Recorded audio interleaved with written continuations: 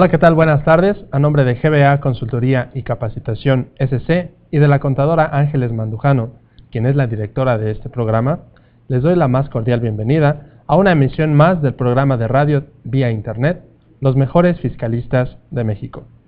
En esta ocasión, hablando del tema precios de transferencia y partes relacionadas, sus implicaciones contables y fiscales, hoy nos acompaña el licenciado en Contaduría, Eduardo Manuel Enríquez Gutiérrez, de quien me permitiré dar una breve reseña de su trayectoria profesional.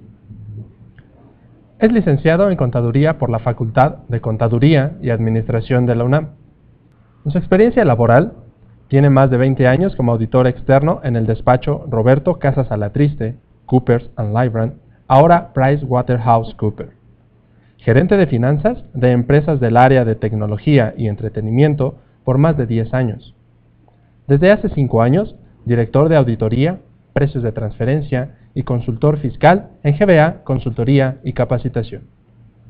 En el ámbito docente, ex catedrático de la Universidad La Salle, ex catedrático de la Facultad de Contaduría y Administración de la UNAM, expositor en diversos cursos, talleres, diplomados, en GBA Consultoría y Capacitación y en varios colegios de contadores públicos. Bienvenidos. ¿Qué tal, amigos? Muy buenas tardes. Bienvenidos a un programa más de Los Mejores Fiscalistas de México. Y en esta tarde nos acompaña el licenciado Eduardo Enríquez Gutiérrez. Lalo, bienvenido, muchas gracias.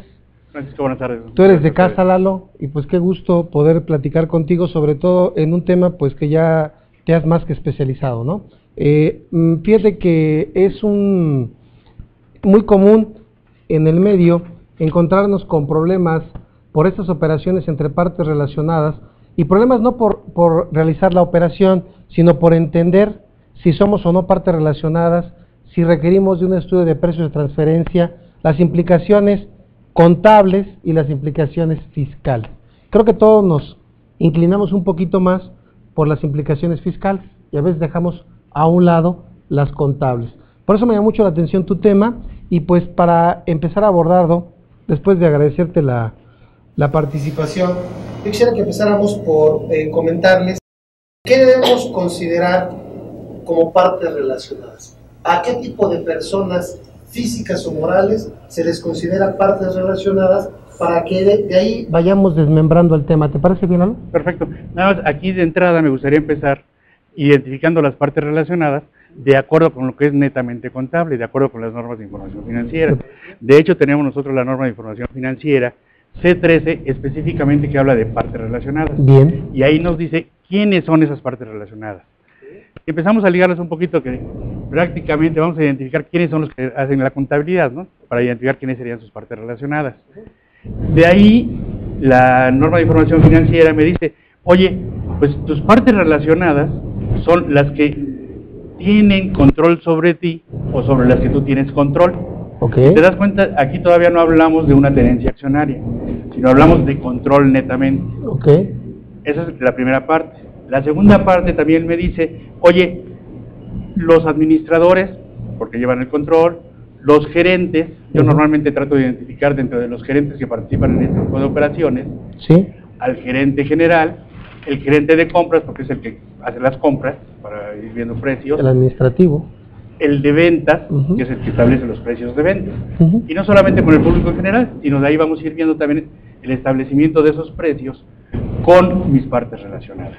Entonces, de entrada, normalmente yo les digo, mi primer gran problema, antes de entrar a precios de transferencia, es identificar esas partes relacionadas. Okay. Ya identificamos ese control, identificamos estas personas que participan dentro de la administración de la compañía. Y luego empezamos con complicaciones, porque de entrada la misma norma de información financiera me habla, y son partes relacionadas las compañías relacionadas. De entrada, vamos a pensar que si hiciéramos una consolidación, ¿qué compañías meterías a la consolidación? Tus asociadas, tus afiliadas, tus tenedoras, tus controladoras, todas esas son partes relacionadas. Y te digo, y la complicación mayor, ahí a lo mejor las identificamos.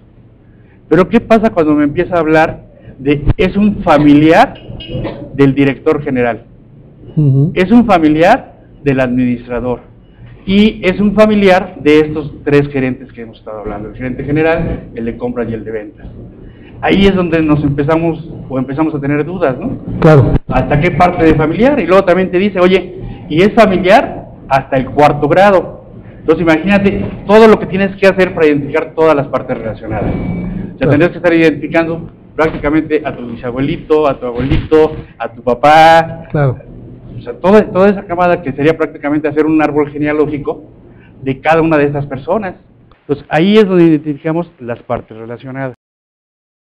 Desde el punto de vista contable, que va muy de la mano también con el punto de vista fiscal, ¿eh?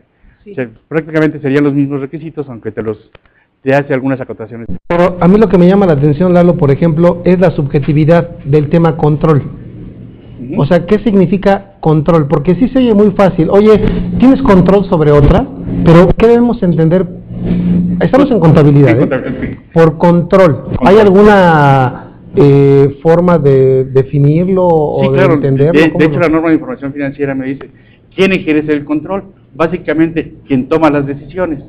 Por ejemplo, vamos a poner un caso.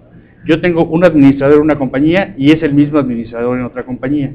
A lo mejor no tiene tenencia accionaria, ¿vamos? Sí. Pero él está ejerciendo el control en las dos compañías. Perfecto. Porque es el que está tomando las decisiones acerca de las labores tanto de compra como de venta, de operación. Y hay otra también que me dice, dentro de las compañías relacionadas, sí, también lo que sería el conjunto de correr riesgos. Okay. ¿Quién está corriendo riesgos para identificar también esa parte de control? Porque tú puedes tener, por ejemplo, la estructura que hay en muchas compañías, la productora y la comercializadora. Claro. Entonces, la productora, por ejemplo, ¿qué riesgos de mercado corre? Okay. ¿O qué riesgos de cobranza correría? Y el 100% de sus operaciones son con la parte relacionada, no tiene riesgo de cobranza.